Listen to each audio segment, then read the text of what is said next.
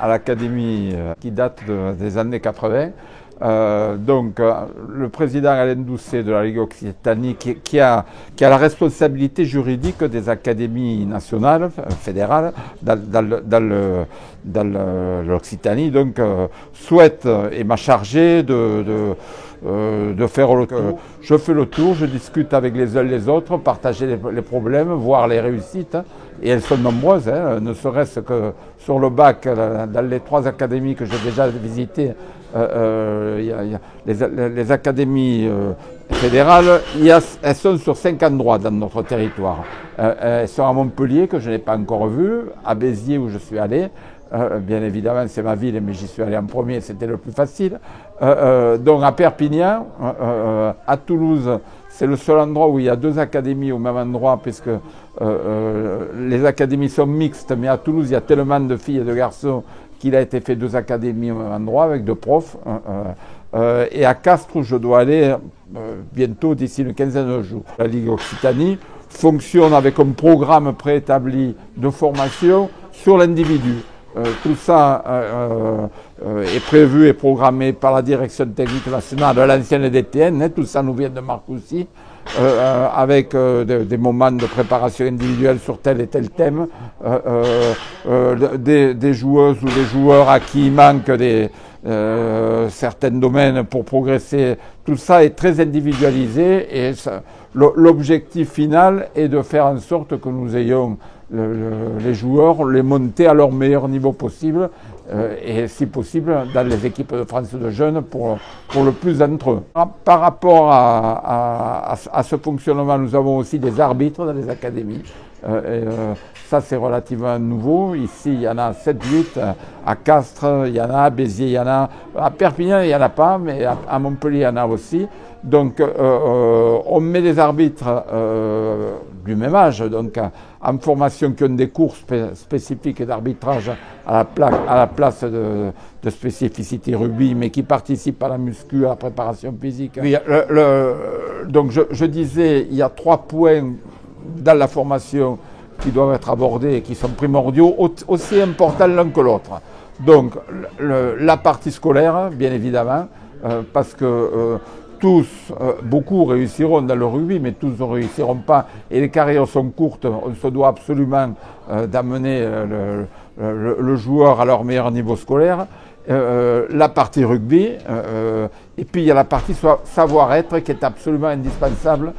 On doit avoir des joueuses et des joueurs, des élèves qui ont un comportement irréprochable et sincèrement pour avoir les retours et puis pour échanger d'un côté ou de l'autre, c'est le cas.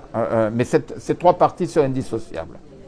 Donc on va parler maintenant du projet des académies régionales. Donc je répète, la fédération avait historiquement des sports-études dans peu d'endroits. On est passé d'une douzaine de sports-études à plus du double, enfin à peu près le double d'académies fédérales, avec un programme fédéral, avec des conventions avec l'éducation nationale, des profs dédiés, etc.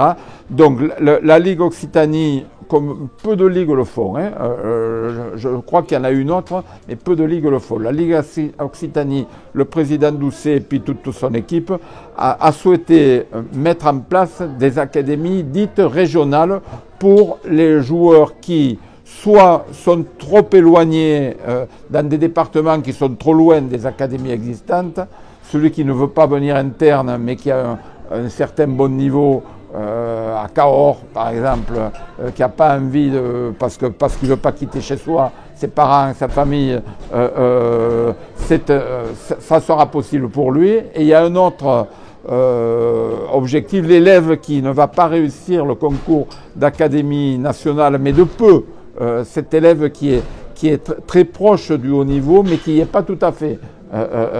Donc ces élèves-là auront la possibilité assez vite de rentrer dans des académies dites régionales, dans lesquelles on pratiquera à peu près le même enseignement, d'un niveau bien sûr un peu en dessous au niveau de la qualité des élèves, mais charge à nous et à ceux qui s'en occupent de les faire progresser et de pouvoir réintégrer éventuellement la filière de haut niveau un peu plus tard.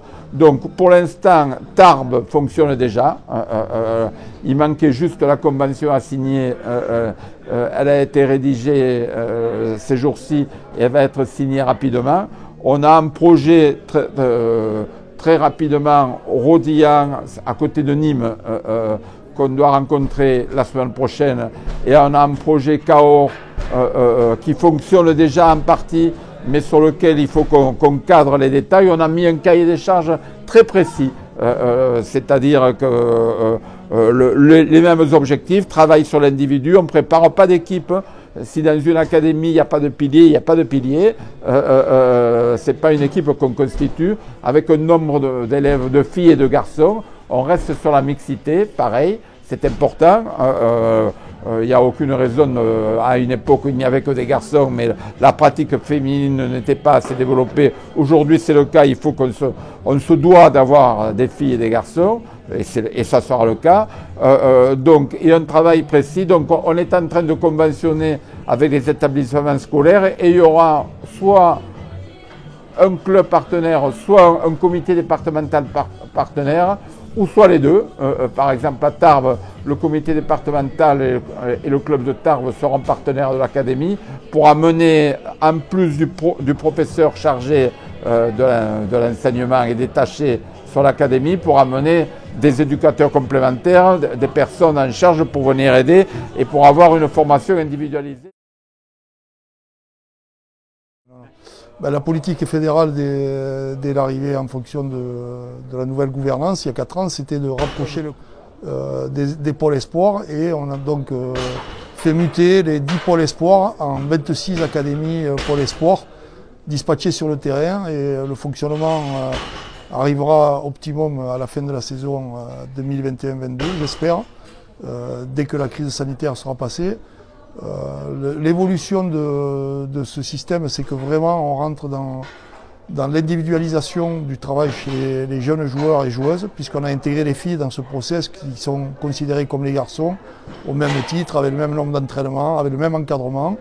Et donc on est content de ce dispositif, puisqu'on voit que nos équipes de France de jeunes ont quand même évolué, tant sur le plan des résultats, mais surtout ce qui nous importe vraiment dans les équipes de France de jeunes, c'est le contenu et le comportement des joueurs et joueuses. Malheureusement, la crise Covid ne nous a pas permis de vraiment finaliser la vision de ce qui se produisait dans nos académies pour les sports, puisqu'on n'a pas pu faire ni le festival, ni les interpools pour les garçons et les filles de 16, 17 et 18 ans. Mais on ne désespère pas de pouvoir faire quelque chose cet été afin de pouvoir évaluer nos joueurs, notamment ceux qui vont passer dans la catégorie sport l'année prochaine. Concernant la gestion du Covid dans les académies pour l'espoir, et plus principalement l'Académie pour l'espoir de Toulouse, mais très simplement le protocole sanitaire fixé par la FFR et par le ministère des Sports a été scrupuleusement respecté, à savoir prise de température quotidienne, désinfection des mains, désinfection du matériel, aération de tous les espaces de travail, respect de la distanciation sociale, et je vous en passe, vous connaissez les mesures probablement aussi bien que moi. D'un point de vue pratique, sur la gestion du temps scolaire, dans un premier temps, nous avons réussi à ce que tous les élèves du pôle espoir qui sont non listés sportifs de haut niveau espoir puissent être en permanence dans l'établissement. Ensuite, il y a eu des phases où il y a eu du travail en distanciel, et grâce à la collaboration avec le lycée, nous avons pu obtenir que l'ensemble des élèves, même sur des semaines en distanciel, soient présents au sein de l'Académie pour l'espoir, afin d'assurer un meilleur suivi sportif et scolaire de ces élèves. Alors, concernant les perspectives de développement au sein de l'Académie pour l'espoir, d'un point de vue structurel sur Toulouse, il va être mis en place dans les prochains jours un espace expérimental pour assurer le repos et la récupération des élèves sur le respect des rythmes chronobiologiques, en concertation donc avec l'équipe éducative du lycée. Et concernant tous les aspects sportifs, l'année prochaine vont voir le jour l'apparition de séquences de travail intitulées les mercredis du projet bleu, où sur des périodes entre chaque période scolaire, donc des vacances après les vacances d'été jusqu'aux vacances de Toussaint, les jeunes vont participer à 4 séquences de formation du projet bleu. Sur la période allant d'après les vacances de Toussaint jusqu'aux vacances de Noël, il y aura donc 3 mercredis consacrés à ce travail. Et à chaque fois qu'il y a donc une période scolaire de 6 semaines, il y a toujours des mercredis de formation pour permettre aux jeunes d'appréhender, de comprendre et de s'approprier le projet de jeu des équipes de France de jeunes.